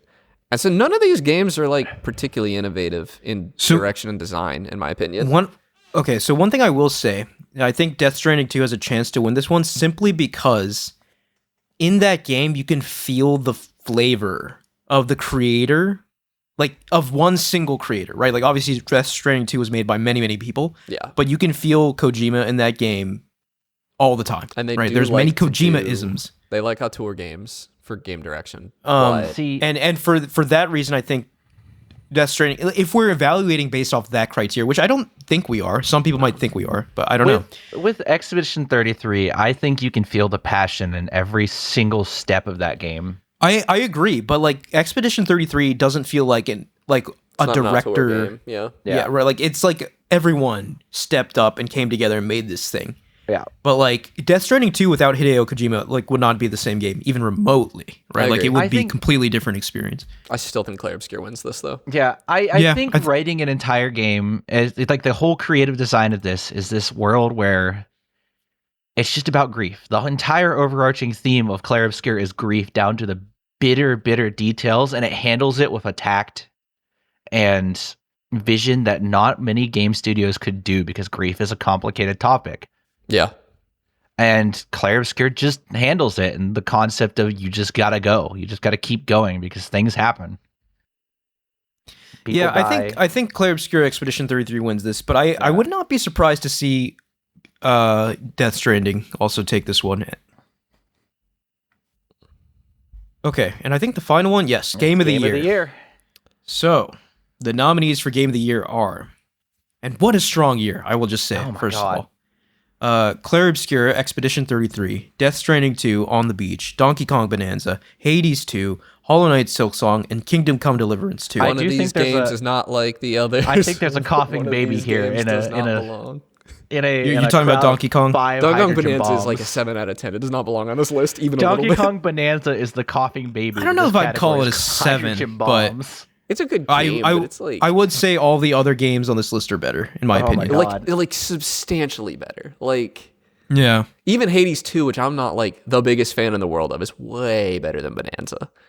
Bonanza is good. It's just crazy to me. Let me put it this way. It's crazy to me that 2025 is the year not only did Hollow Knight Silksong come out, but was better than our wildest expectations, at least my wildest expectations. Yeah, same. And it is not the best game of the year. And it's not even close to the best game of the year. Yeah, that's crazy. It may not be the second best game of the year. It's... I do think it's personally, I think it's the second best game I think played this year. Blueprints is competitive. I think Silksong probably wins for me. Absolutely crazy that there are two big indie games. Or actually, Kingdom Come Deliverance and Clair Obscur are also indie in quotations. Yeah. So it like, is a Clair more Obscur indie games. Clair Obscur Expedition 33 will win this. If anything else wins this, it'll be the most shocking upset in Game Awards history for sure. Because Clair Obscur is honestly, in all aspects of the world, a generational game. And I think all signs, and we'll get into our feel. Like, we've already talked about it so much, but when we do our Game of the Year episode, we'll talk about our feelings on Clair Obscur even more. But what I will say is like how people feel about this game, I think is already evident by the fact that Clair Obscur Expedition 33 is the most nominated game in the history of the Game Awards, right? Yeah. It has more nominees than any other game has ever had. And it has a good shot of winning every single category. Most of them, if not all of them. Yeah. Imagine being like one of the heads at Ubisoft right now and looking that like a handful of your senior devs left you and produced one of the greatest games of the generation. It is only three. They just know it's like... Imagine being like a CEO at Ubisoft and realizing you're the problem. Generational talent. They will never... I'm sorry, Mike. Down. That thought will never cross their mind for even a nanosecond. They'll just have to replace it with AI, but... A suit is not capable of a thought like that. Ubisoft wishes that they kept these developers and actually put them outside of the Far Cry mines and let them do something like this. Because this would have, if Ubisoft would have been behind Clair Obscur and just let that team build their team and go, Ubisoft wouldn't be getting acquired right now. Wouldn't be going under. They would be a successful studio. But unfortunately, the people at the top of the studio don't care about creative vision or passion. They just care about seeing dollar signs and Far Cry prints money. And I think the fact that there are no major publishers here outside of Sony, outside of like first party publishers. Mm-hmm. The Sony, Sony, Nintendo. Yeah. That it shows that the state of AAA the tides are changing. Now the tides are for sure changing. Like there's no EA game here. There's no Ubisoft game here. There's no Microsoft published game. There's never been an Xbox Studios game in the Game of the Year nomination. But... No, not even nominated. No, they've been nominated before. Not this year. I don't think so. They have. For Game of the Year? For Game of the Year. Maybe like once or twice in the entire history of the Game Awards. No, I think it's like every 3 years or something. Like, Nope. No. Did you not see that chart Mike posted? Yeah, it's been 12 years. 12 years. It never happened. Was it Sony that was only in there every few years? Sony is there every year. Nintendo is there every year. One of them was only there every few years. Not seen it. Xbox has not seen an exclusive. Sony is there most frequently. Nintendo is there semi-frequently. Okay, I got the graph. And Xbox is not there. The start of the Game Awards, not a single Microsoft exclusive has made it. I think Indiana Jones belongs on this list more than Donkey Kong Bonanza. Really? Yeah. Yes. I would take Donkey Kong Bonanza out and replace it with Split Fiction, honestly. Yeah, I would too. Donkey Kong Bonanza does not belong on this list. There are like a lot of games I think a lot of people disagree with that, though. Like, I think Donkey Kong Bonanza is for sure a critical darling. You just have to, like, if you look around at, like, how people feel about it, like, I don't connect with it. To be clear, like, I would take Hades 2 off of this list and put Blueprints in as well. Like, I don't think I want Blueprint. Like, I would take Donkey Kong off and put Blueprints on. 100%, yeah. I don't know about Hades 2, though. I just played a few games this year that I think are way better than Donkey Kong. And, like the way tides better than have Donkey changed. Kong. Maybe better than Hades 2. The tides have changed, and I think with the last couple years of Game of the Year, it has been games that show obvious passion and creativity from a studio that win Game of the Year and not... But here's the thing. Like, I know what you're trying to say, but, like, I don't think there's ever a year in the Game Awards. Like, maybe there's been one or two, but by and large, the games that win, like, I think are games that deserve to win, right? Usually, not like AAA slop. That will not be true when GTA 6 wins, but like the last couple years, last year it was Astrobot. The year before that, Astrobot was fantastic. 3. The year before that, Elden Ring. These are all games that come from studios that obviously really enjoy what they're doing and really stick to their but guns. Here's the thing: like, if you keep going back on that list, like, I think quality is consistently rewarded. It is, at the Game Awards. Making a good game and making a game that's like the last AAA like published game that won was It Takes Two. And it deserved it. Like, not... 2021. Wait, like third-party publisher. I don't know. I don't remember what came out. 2021. That year, I'm sorry, 2021. I said 2022. And the year before that, it's Sony Interactive has drawn a lot, but consistently, it's those games that deliver on the quality expectation and aren't just slop. Like, I don't think I've seen a franchise win it, like a big franchise win it in a long time. yeah. Like, so the last one I think was Last of Us. Last of Us Part 2. It's not Last of Us Part 2 is not a big franchise though. It's just like 2 games. Yeah, it's not a huge franchise. Yeah. Okay. So what are you gonna say? Or Ahmed? Well, I was gonna actually comment on your GTA 6 winning next year. Don't be so sure about that. Yeah, because every time Rockstar is released one of their big games, like GTA 5 got beaten out by The Last of Us. Red Dead Redemption 2 got beaten out by God of War 2018. Yep. So there could be a sleeper hit that overtakes Grand Theft Auto next year. I'm gonna tell you, I consistently think we give Rockstar too much credit. I don't think their games are actually as like quality as we think we are. They are. They just kind of dazzle us. I just want to be on the record. I do not give Rockstar too much credit. I think their games are dog water. I think a lot of people will be like, but look at the small details they cared about. And it's like, that's not what makes a good game. You could add all the small little details that one person will notice you want. I don't know if we want to go through this, but I would argue it can make a good game. Yeah, it has to have good foundation, though. It just doesn't when Rockstar does it because they don't make a good game on top of it. What's the Rockstar foundation? Well, I think Red Dead Redemption 2 is like a phenomenal game. I think they nailed it with that game. But I don't think they nail it with GTA. I think GTA 6 is going to be too big. It's like 3 cities, right? I don't know. Like the map leaks are huge. There's just no way to know. Too big. We don't know enough. Okay, so speaking of GTA 6, let's round this out by predicting. Like, what do we think we'll see? I think there's a decent chance, like we mentioned at the beginning of the show, of seeing Half-Life here. Yeah, I think. Or do we think Valve is too big for this and they make their own announcement? Well, Valve has been added to the board for the Game Awards. Or really? Something like that. They're involved now. I don't know where you see that advisory board. Although, so Valve is on the advisory board, and that is new. If not Half-Life, maybe we could get like another trailer for their hardware with prices announced or something. Deadlock. Yeah, we could see price announced. I think that's extremely unlikely though, because I don't think tariffs will be resolved. I don't think the ambiguity will have cleared. So I think Half-Life is more likely than price announcement. We could see the hardware again, and maybe like some Aperture Lab style, like tiny games that are coming with the hardware. Aperture Desktop, Aperture Lab style. That's not it. I think we're practically guaranteed some big IP from Meta that they're making a VR game of, and everybody's gonna be mad about it. I think. I don't know. You know what? I think I'm gonna make some big swings here. Okay.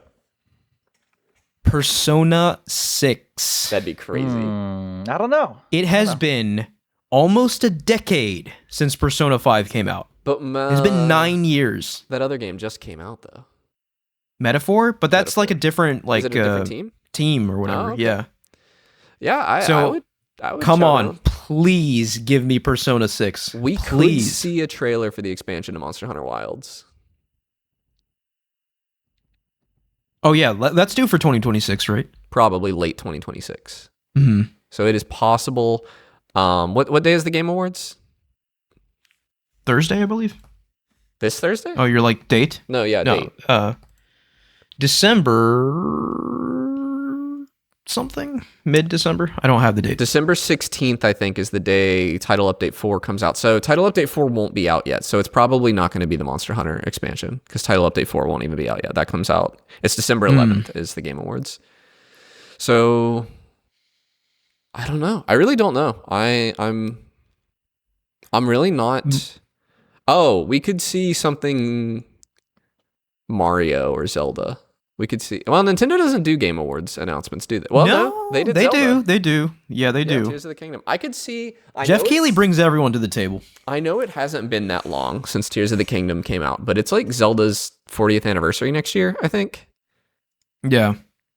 It'd be crazy for them not to have anything. You know what would also be crazy? And like they would probably do this in a Nintendo Direct. But how crazy would it be to do it at the Game Awards when you have like that mainstream audience? The next Smash Bros. Oh my god, that would be crazy. That would be freaking nuts. We are due, but we are due for Smash Bros. He has been, but it would be so like Sakurai to be like, oh, also I was secretly working on Smash this whole time as well. Yeah, absurd. We're doing 2D Metroid too. That's not a Game Awards tier announcement, probably. Right. I do want to ask, do you guys think we will hear from FromSoft, or is it too early? Too early. Because they did announce the Duskbloods. I think that was the last thing they announced with the Switch 2 reveal. I could see a trailer for the Duskbloods. But like you gotta think they're like cooking up a big game, like an Elden Ring tier game as well, right? Yeah. But it's probably because like Shadow of the Erdtree, that was 2 years ago. Was that last year? 2 years ago. Okay. No, that was 2024, wasn't it? Yeah. Okay, so it's probably too early for FromSoft, which is sad. They bring the hype like no one else. Like the second I see From Software, I just turn into a rabid We're dog. probably getting like a Requiem. What's that? Resident Evil. Yeah. Thank you. Resident Evil Requiem trailer. I don't know. Yeah. It's fun to speculate on the big stuff here because like this show has become big enough to where anything can happen. Like any like large game can show up here, which is exciting. Half-Life 3. I mean, I don't even care. I don't even like Half-Life 2. It could. Yeah, I don't care at all. Half-Life 3. Yeah. That'll be crazy. I think this will be the first year in a long time that people don't like instantly groan at VR announcements too, because people are a little excited about the Steam Frame. There is a little bit of buzz around that. People, especially since the price hasn't been announced yet. Mm-hmm. We might get another Thief VR trailer, because that's kind of a big deal. Yeah. But as far as I don't have any predictions about games that I don't already know about. I think your Persona 6 poll is good. Please let it happen. Like I will forgive everything. Kojima, he's working on the new like MGS reimaginings. Fizzant. No, remember what's the no horror one? What's a horror game? That's guaranteed a trailer. Death Stranding 2 is this year though, man. Like yeah, but he's been working on the PT thing. Whatever. I just find I would be impressed if like he already had something to show. Because like Death Stranding 2 was this year, which is why I think we won't see. I mean, Kojima will be there because he's always there, but like I would. And Jeff, even if he doesn't have anything to show, Jeff Keighley will bring him on stage and he'll talk for half an hour. Yeah, just to talk to him or something. Yeah, it annoys the hell out of me. But yeah, in terms of Nintendo, I would love to see Smash Bros. In terms of Sony, I would love to see Intergalactic again, but I think it's probably not ready. I don't think that's happening. Naughty Dog's new game. We could get Marathon. We could get a Marathon trailer. Yeah, whatever. Yeah, I don't Marathon, want to, but yeah, I do think we probably will see one big Sony game that we don't know about there. So that's exciting. But yeah, dude, Smash Bros. Persona, come on, make it happen. Could be really cool. Fulfill my dreams. Another GTA trailer where people will be like, "But why isn't it out yet?" And then Rockstar will announce another 6-month delay. I don't think we're going to see GTA personally, but yeah, we could get launch dates for the Valve hardware. If they announce Half-Life 3, it will be alongside launch dates for the Valve hardware. Right? Yeah. But I think Half-Life 3 is kind of like how Rockstar feels about GTA. Like they're going to announce it themselves when it's time. Like I don't think they would come to another show. Not even just a random Wednesday. Yeah. So yeah. Okay, some predictions, some bold predictions, tame ones, some out there ones, but we'll see if any of them come true. All right, this has been a long one. Have you guys been playing anything since the last time we talked 3 days ago? 3 days, I mean, I don't think I've touched a video game at all in these 3 days. Yeah, I haven't. I finished Phantom Liberty, but that's about it. Cyberpunk? Yeah, I finished Cyberpunk? Phantom Liberty. Yeah. Oh, okay. Good do you have any thoughts you want to share? Or? Honestly, good DLC. Good game. Fantastic game. Yeah. Kind of one of these days wrap up my playthrough so I can mod it and play a modded playthrough. But one of these days I'll come back to Cyberpunk. It's such a good game. It's good. Honestly, I need to finish it. I'm on the last level, but I've been just clearing side quests. I've cleared. Like, I'm level 60. I'm max level. There's not much left for me to do. I'm about to crucify a man. So. Oh, I did that. Yeah, I'm about to do that. Yeah. I don't know. Just Cyberpunk things. Just Cyberpunk things. It's been fun. He wants you to. Yeah, he wants me to Oh, crucify okay. him. Yeah, Cool. he wants to be crucified. He's really convinced that it'll make him look better if a corporation records him getting crucified for being like an armed robber and a murderer. That checks out. So I guess I gotta crucify him. I don't know. I didn't. I'm feel just bad. hearing. I'm in it for the money. You know. Yeah, man. I don't know. I think I'm so early into Cyberpunk. I just need to get to the part where the story kind of hooks me. But I think you've got to be right before it. Yeah, because I haven't even met Keanu Reeves yet. Oh, you haven't finished Act 1? That's crazy. No. Do you know what happens at the end of Act 1? No idea. Oh yeah, so okay, funny, dude. Yep, it's been 5 years and Ammon hasn't made it past Jackie Wells. Nope. Yeah. Oh my god, that's crazy. Well, I mean, like, it's cool though. Like, yeah, no, you but should. But I do But get you the should sense that start I've the not game really over. even started the game yet. You got to start the game over though, because like that is the stuff that happens at the end of Act 1 is not going to matter to you because you don't remember any of the stuff that happened before. Yeah, I don't that's remember so anything. crazy that whole section. If you even spending your time, it's maybe like a couple hours. Yeah, genuinely, it's so short. Yeah, Genuinely. it is weird. You could do it in an I hour. remember I did play it like for a few sessions, not like long sessions, but It had to be like 40-minute like, sessions. Like, Yeah, I would there's always not get like much distracted. content Like in I would Act get 1. distracted, right? Like you're in these neon alleyways and stuff, and I'm like, oh, this is. You sick. don't even have the whole night city either. You're stuck in like I don't know, Watson, man. I the don't know what to industrial tell you. district. Yeah, that's There's like 5 gigs available. Yeah. And You're basically in the Jackie's tutorial. like, hey, Yeah, hey, yeah, I come figured, help yeah. me do a maelstrom. I was like, that's it. There's nothing there.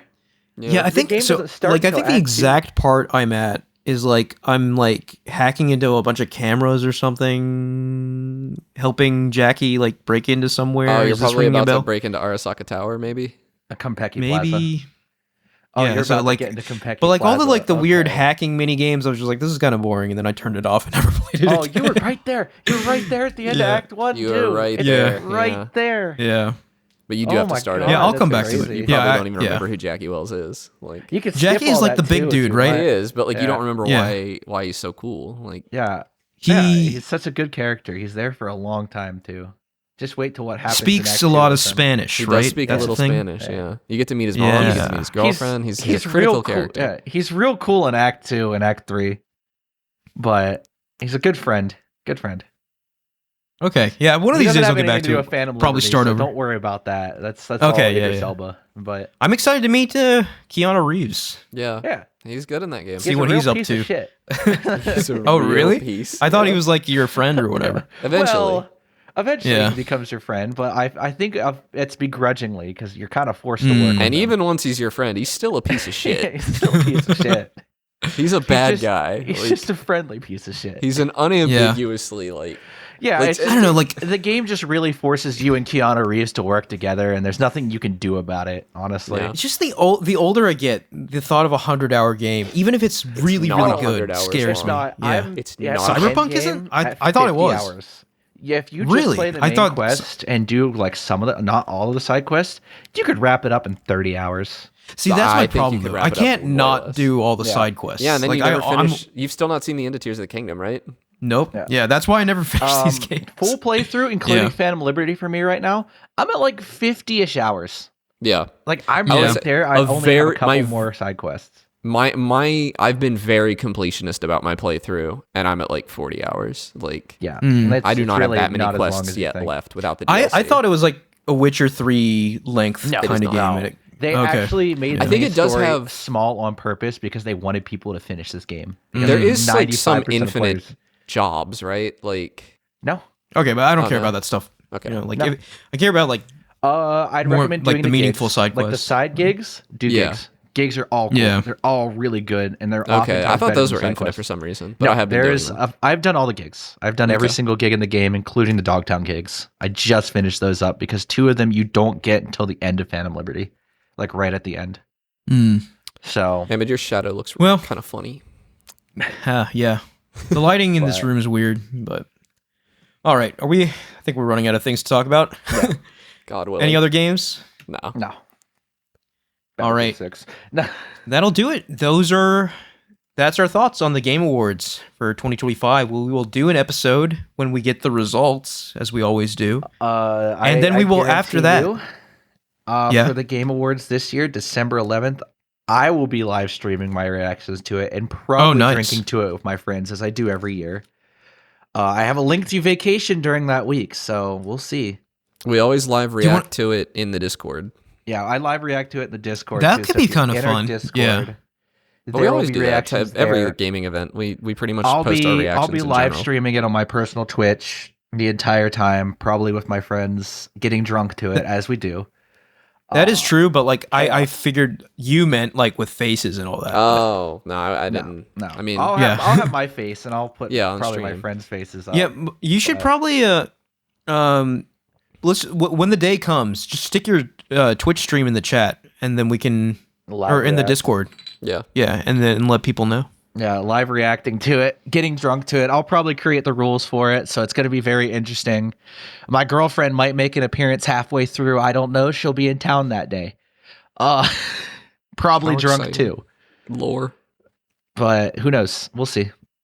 It's going to be fun. Right, so yeah, that'll be a fun episode, Game Awards episode, and then we will end the year as we always do with the Game Talk Game of the Year 2025. I wonder what it will it be? I wonder. It's almost like this, this has been suspense. It's still so early. 6 months ago. Yeah. We still got to make our bracket. You know, anything could happen. You never know. This was determined. Oh, listen, our Game of the Year this year was determined while I was still not on the podcast. That's true. I was out of the podcast and dealing with a lot of stuff.